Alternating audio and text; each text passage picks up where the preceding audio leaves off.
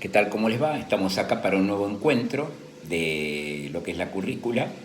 Y hoy lo que vamos a plantear, que igualmente lo vamos a ir viendo este tema hasta el final de lo que tiene que ver la cursada, que es el golpe de Estado de 1930, lo relacionado con el surgimiento obrero en la República Argentina, ¿no?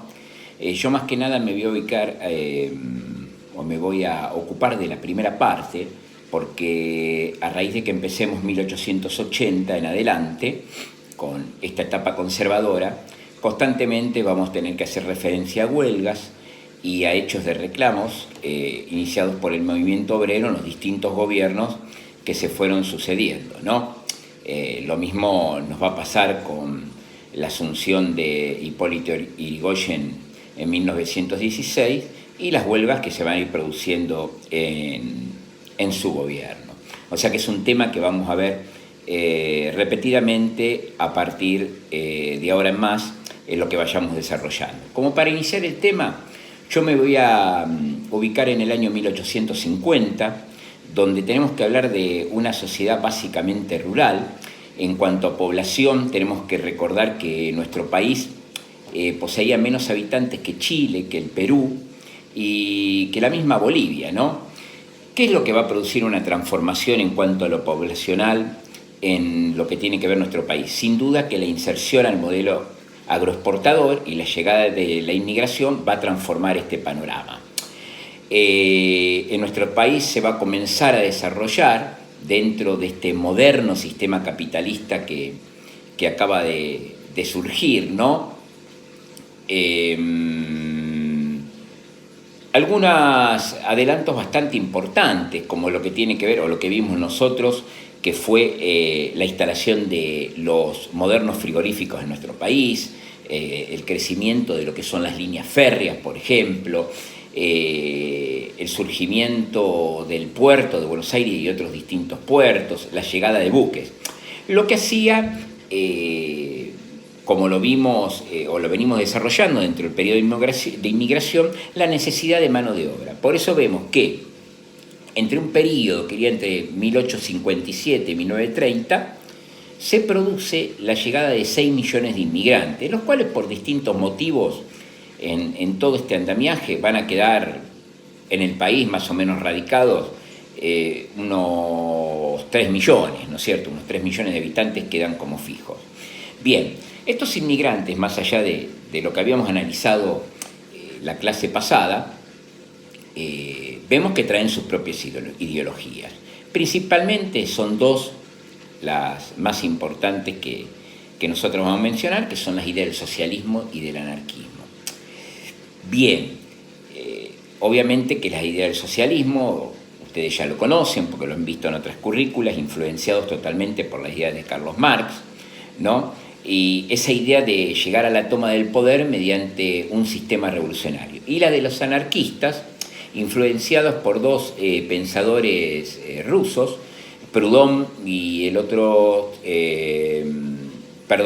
Proudhon, que es de origen francés, y de dos pensadores rusos, que serían Bakunin y Kropotkin, si mal no me recuerdo, que bueno, los anarquistas van a estar en contra del Estado, en contra de los partidos políticos y obviamente que no van a apoyar ninguna ley al estar en contra del Estado que pueda salir con respecto a los trabajadores.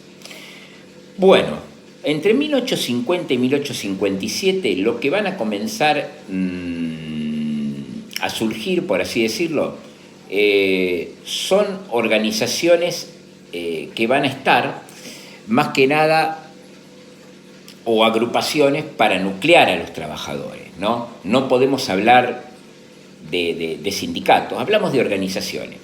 Por ejemplo, acá es importante lo que tiene que ver la Sociedad Tipográfica Bonaerense, los encargados de fabricar el cliché para los periódicos.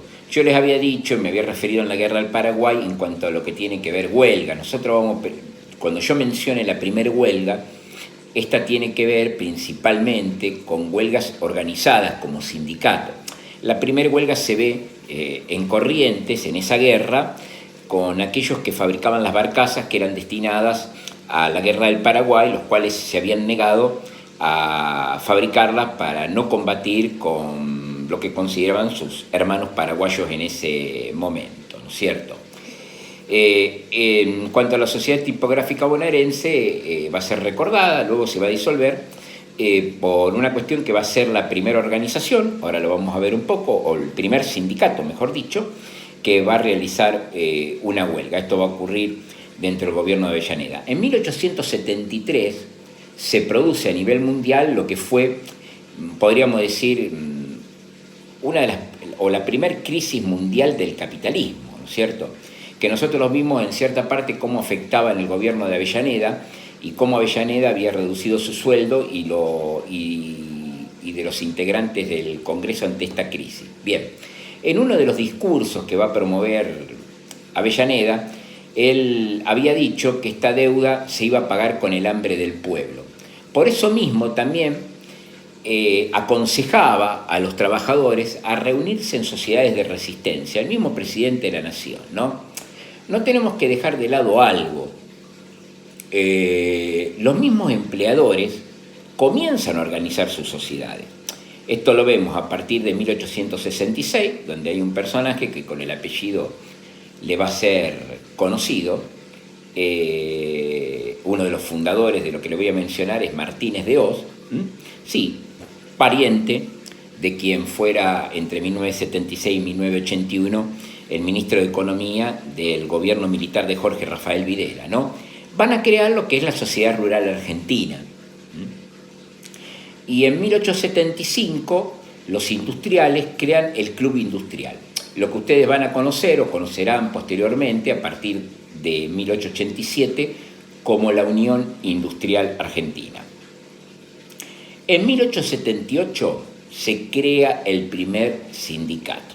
Ya no son organizaciones de resistencia, ¿no?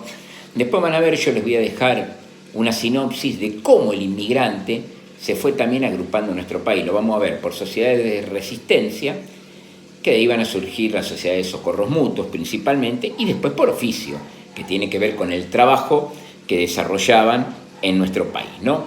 Volviendo a esto, de lo que les decía del año 1878 y de este sindicato que era la Sociedad Tipográfica Bonaerense, bien, para el 2 de septiembre de este mismo año, o sea, de 1878, van a dirigir la primera huelga organizada. ¿Qué era lo que se pedía?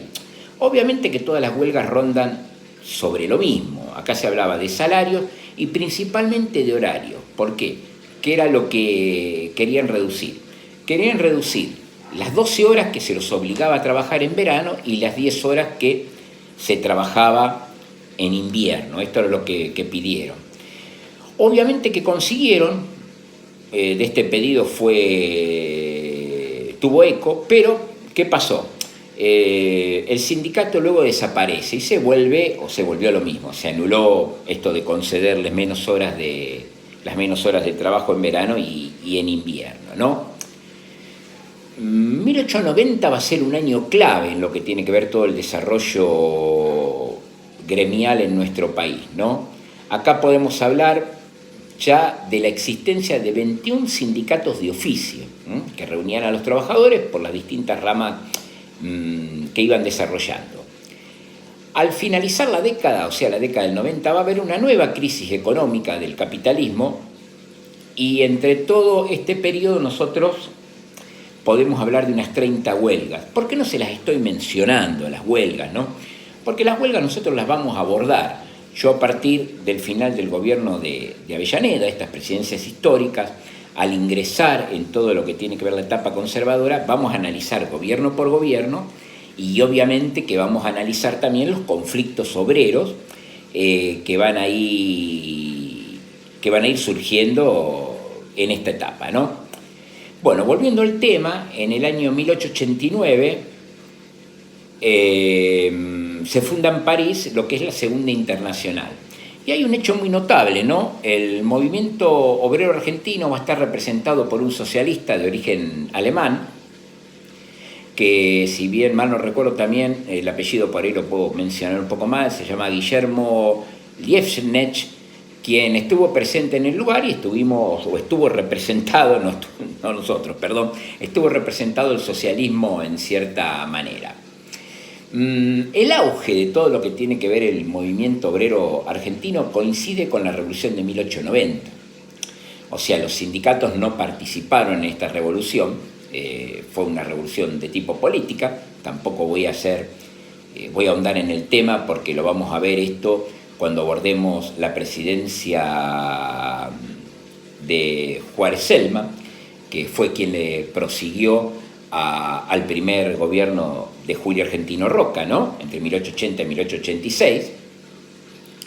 Y entre 1890 y 1901 vemos que se crean en el país más de 50 sindicatos. Una cosa que tenemos que nombrar principalmente en este periodo tiene que ver con que los sindicatos eran considerados ilegales, ¿no? Y se reprimían se reprimían duramente estas huelgas, ¿no? Por eso me guardo esto para cuando vayamos desarrollando el tema. En el año 1901 siempre existió la idea de fusionar a los distintos sindicatos que se iban formando. Por eso que en el año 1901 sindicalistas socialistas y anarquistas crean lo que fue la Federación Obrera Argentina, ¿no? En el año 1903, obviamente por una cuestión ideológica, los socialistas se separan y crean lo que es la Unión General de Trabajadores, la UGT, como lo podemos nombrar. A partir del año 1904, los anarquistas van a llamar a su sindicato lo que es FORA, o sea, la Federación Obrera Regional Argentina. Bien, a partir de 1909, la Unión General de Trabajadores de origen socialista se va a disolver y los socialistas van a crear o van a fundar, por así llamarlo, lo que es la Confederación Obrera Regional Argentina, es decir, CORA.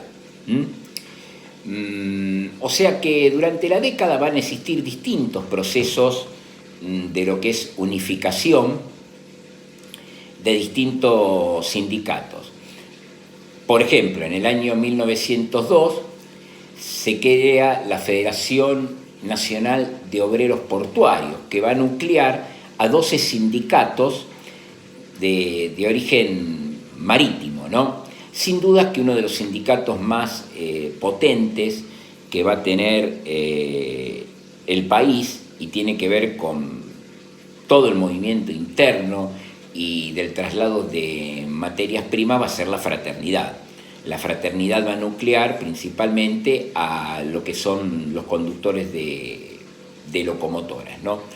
En el año 1904, esto también lo vamos a ir viendo nosotros a medida que desarrollemos la currícula, hay un hecho que es puntual para la historia de América precisamente, ¿no? Es elegido como diputado nacional por el barrio o por el distrito de La Boca, Alfredo Palacios.